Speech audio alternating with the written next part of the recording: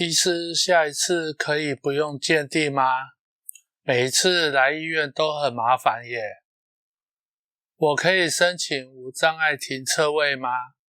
我已经5年了，可以升等变严重一点吗？你曾经这样问医师或鉴定人员吗？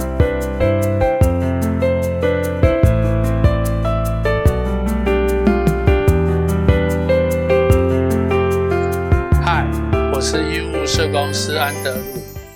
我在医院有不同的专科业务，身心障碍的2阶鉴定，在很多医院是由社工师、物理治疗师、职能治疗师及临床心理师负责。在我们家是由身心障碍鉴定训练，而且考试及格的社工师负责此项业务。身心障碍能不用鉴定吗？当然可以。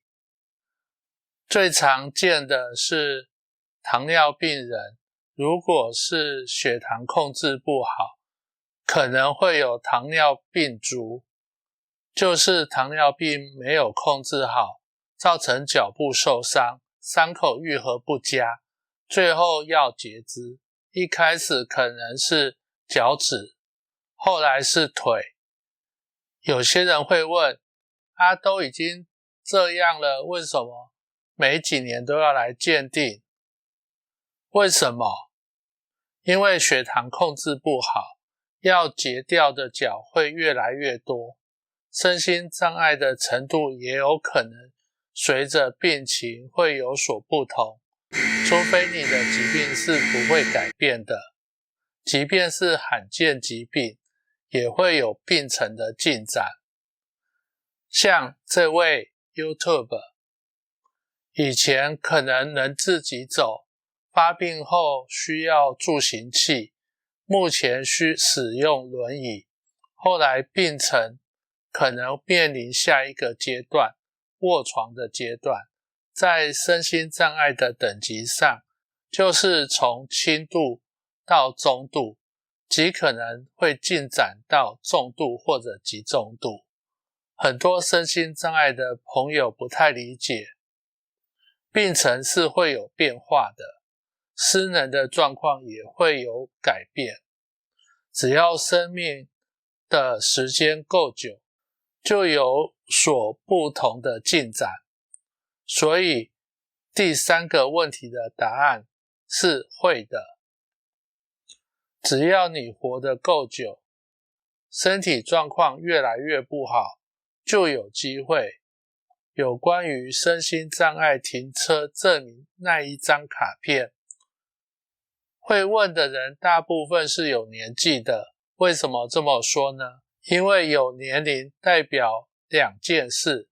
第一，年纪大，活动机能不方便。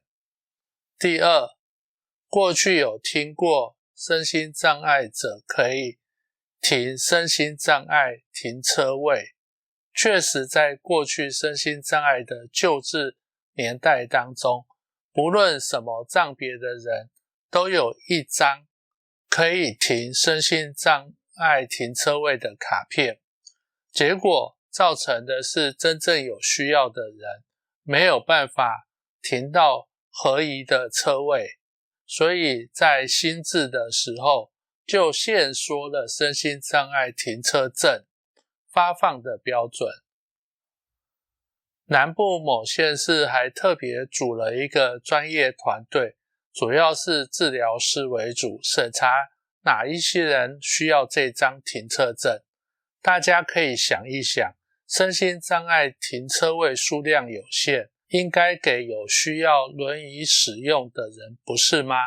如果你是第1类失智症的家人需要做鉴定，你觉得长辈上下车不方便，就应该至复健科或者是神经内科鉴定第7类是否达到标准，这样才是正确取得身心障碍停车位的方式。当资源有限，或是停车场要赚钱的时候，停车位一定变小。安德鲁社公司呼吁大家，为了许多人在行动上面的不方便，又没有办法达到第7类的标准，建议把停车场周边的停车格优先给有需要较大停车空间的朋友，这样子才能体谅弥补制度上的不足。我是医务社公司安德鲁，我们下一次见。